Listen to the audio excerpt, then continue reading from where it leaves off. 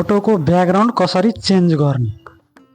गुगलमा जाने र गुगलमा यसरी बिजी लेख्ने, सर्च गर्ने। सर्च गरिसकेपछि यहाँ रिमुभ ब्याकग्राउन्ड छ, यसमा क्लिक गर्ने। यहाँ क्लिक गरिसकेपछि यहाँ अपलोड इमेज छ, यसमा क्लिक गर्ने। यसमा क्लिक गरिसकेपछि कुनै एउटा फोटो सिलेक्ट गर्ने। जस्तै म यो फोटो सिलेक्ट गरेछु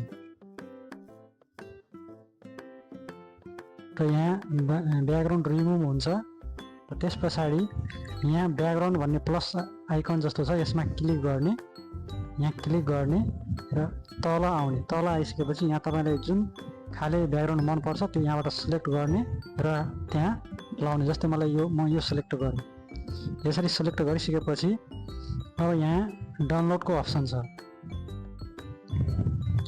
यहाँ डाउनलोडको अप्सन छ, यसमा क्लिक गर्ने।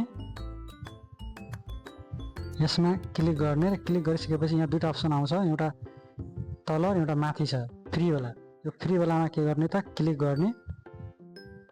यसरी यो फ्री वालामा क्लिक गरेपछि यो फोटो डाउनलोड हुन्छ। डाउनलोड भयो, हाम्रो ब्याकग्राउन्ड यसरी चेन्ज हुन्छ। तपाईलाई यो भिडियो कस्तो लाग्यो आफ्नो प्रतिक्रिया लेख्नु होला, साथै हामीलाई फलो गर्न नभुल्नु होला। हस्त, धन्यवाद।